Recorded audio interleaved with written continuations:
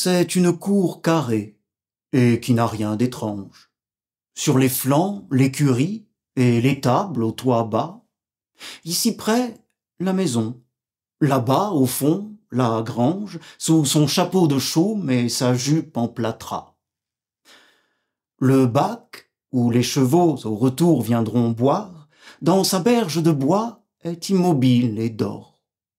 Tout plaqué de soleil, le purin, à l'eau noire, luit le long du fumier gras et pailleté d'or.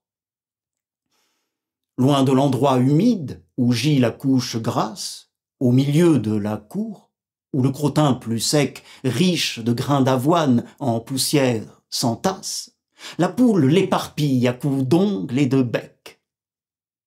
Plus haut, entre les deux brancards d'une charrette, un gros coq satisfait, gavé d'aise, assoupi, hérissé, l'œil mi-clos recouvert par la crête, ainsi qu'une couveuse en boule est accroupie. Des canards hébétés voguent, l'œil en extase. On dirait des rêveurs. Quand, soudain s'arrêtant, pour chercher leur pâture au plus vert de la vase, ils crèvent d'un plongeon les moires de l'étang. Sur le faîte du toit, dont les grises ardoises montrent dans le soleil leurs écailles d'argent, des pigeons violets aux reflets de turquoise, de roucoulements sourds, gonflent leur col changeant.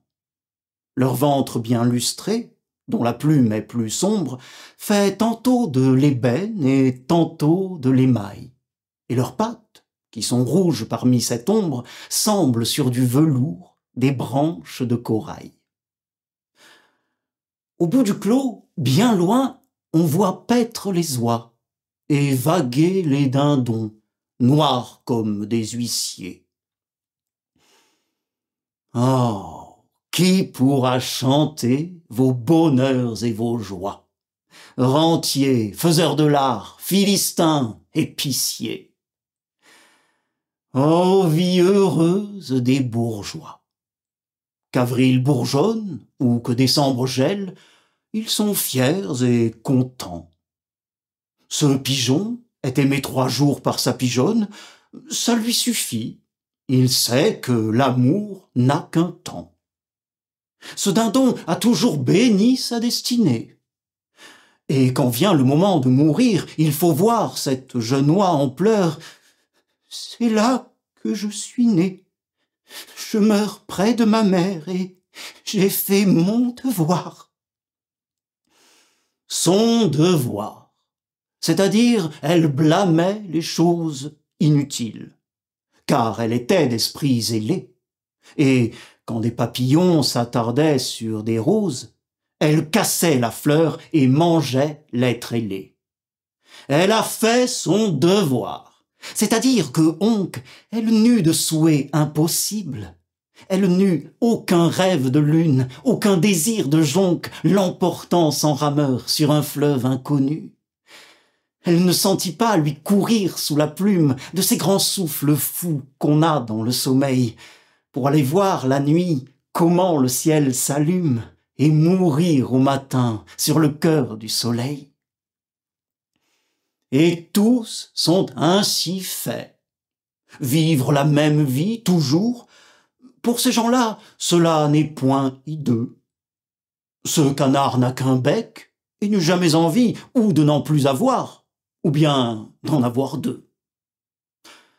Aussi, comme leur vie est douce, bonne et grasse, qu'ils sont patriarcaux, béats, vermillonnés, 5%.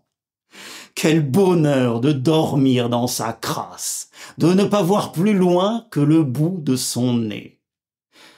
N'avoir aucun besoin de baiser sur les lèvres, et, loin des songes vains, loin des soucis cuisants, posséder, pour tout cœur, un viscère sans fièvre, un coucou régulier et garanti 10 ans.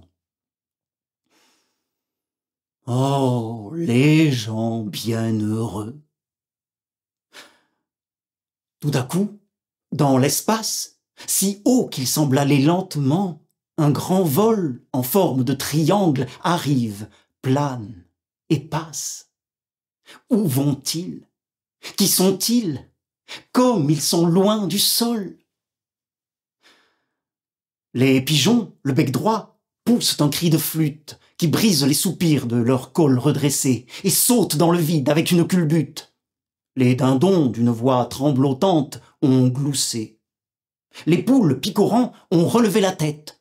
Le coq, droit sur l'ergot, les deux ailes pendant, clignant de l'œil en l'air et secouant la crête, vers les hauts pèlerins pousse un appel strident.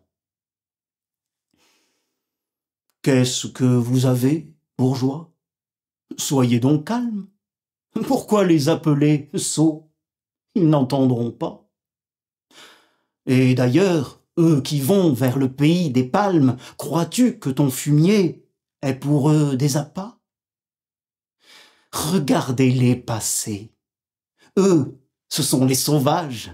Ils vont où leur désir le veut, par-dessus monts, et bois, et mer, et vent, et loin des esclavages.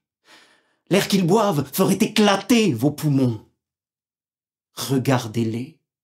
Avant d'atteindre sa chimère, plus d'un, l'aile rompue et du sang plein les yeux, mourra. Ces pauvres gens ont aussi femme et mère, et savent les aimer aussi bien que vous, mieux.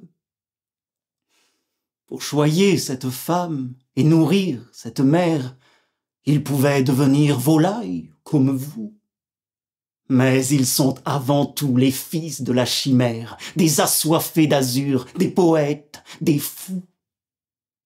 Ils sont maigres, meurtris, là, harassés. Qu'importe, là-haut chante pour eux un mystère profond. À l'haleine du vent inconnu qui les porte, ils ont ouvert sans peur leurs deux ailes. Ils vont. La bise contre leur poitrail siffle avec rage. L'averse les inonde et pèse sur leur dos. Eux dévorent l'abîme et chevauchent l'orage. Ils vont loin de la terre, au-dessus des badauds. Ils vont par l'étendue ample, rois de l'espace. Là-bas, ils trouveront de l'amour, du nouveau. Là-bas, un bon soleil chauffera leur carcasse et fera se gonfler leur cœur et leur cerveau. Là-bas, c'est le pays de l'étrange et du rêve. C'est l'horizon perdu par-delà les sommets. C'est le bleu paradis, c'est la lointaine grève, où votre espoir banal n'abordera jamais. Regardez-les, vieux coqs, genoix édifiantes. Rien de vous ne pourra monter aussi haut qu'eux. Et le peu qui viendra d'eux à vous, c'est leur fiente. Les bourgeois sont troublés de voir passer les gueux.